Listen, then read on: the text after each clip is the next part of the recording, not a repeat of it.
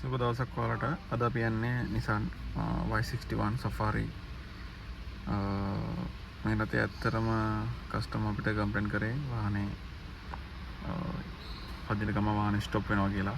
Engine bulb එක පත් වෙනා ඊට පස්සේ මේ ලයින් එක දැන් මම ක්ලියර් කරා ෆෝල්ඩ් එක දැන් ඉන්නේ නැහැ.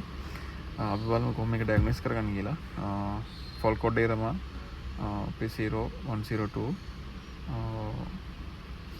MEMS sensor එක circuit අපි ස්කෑන් එකට දාලා තින්නේ.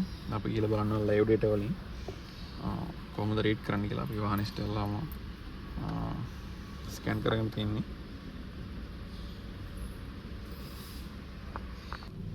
අපි යනවා මේකේ read data stream එකට all signal තින්නේ MEMS AF sensor එකේ ලයිව් data එක ඔයගොල්ලන්ට පේනවා 1.56 වල තමයි at ideal එකේ තියෙන්නේ. මේක ඇක්සලරේටර් කළාට පස්සේ මේක වෝල්ටේජ් එක යනවා ඉහළට. අපි මේක ඕනනම් ග්‍රැෆික් විදිහට බලන්න ගන්න පුළුවන්. මෙතන ග්‍රැෆික් ලයින් එක. ඒකට ඇක්සලරේටර් එකේදී යන උඩට.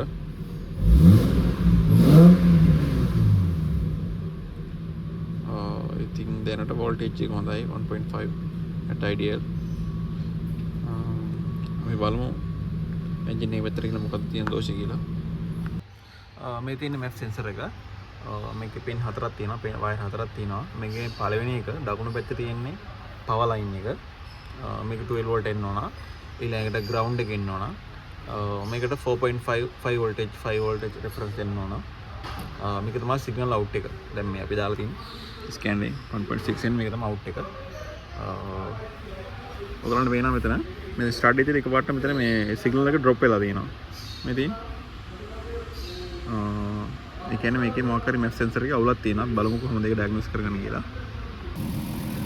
දැන් වාහනේ ස්ටාර්ට් එකේදී ඉන්නේ. අතරම අවුලක් නැහැ දැන්.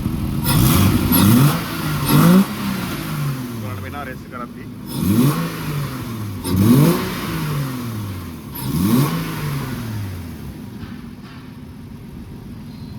වෝල්ටේජ් එක ඉහළ පහළ යනවා. අපි දැන් බලමු පොඩි ভাইබ්‍රේෂන් එකක් දීලා MEMS sensor එකට මොකද වෙන්නේ කියලා.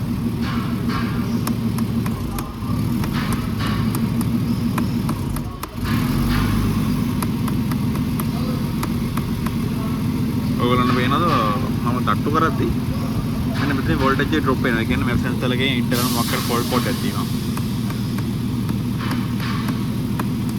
කස්ටමර් කම්ප්ලේන්ට් කරේ අපිට වාහනේ රන් කරද්දී එක වෙලාවකට ඔෆ් වෙනවා කියලා. ඒ කියන්නේ වාහනේ තුවාදී මොකක් හරි ගැට් එකකින් නම් මොකක් හරි ভাইබ්‍රේෂන් එකක් වුණොත් තමයි ඒක සිද්ධ වෙන්නේ.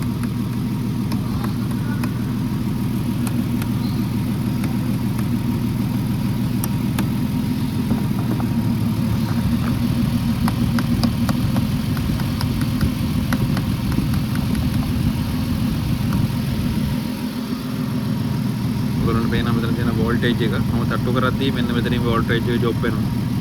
මෙතන ඩ්‍රොප් එක. එතකොට අපිට මේකේ මේ කනෙක්ටර් එකක් තවල් මේ කනෙක්ටර් එකයි සෙන්සර් එකයි චේන්ජ් කරන්න වෙනවා. අපි චේන්ජ් කළා බලමු ඊළඟට මොකද වෙන්නේ.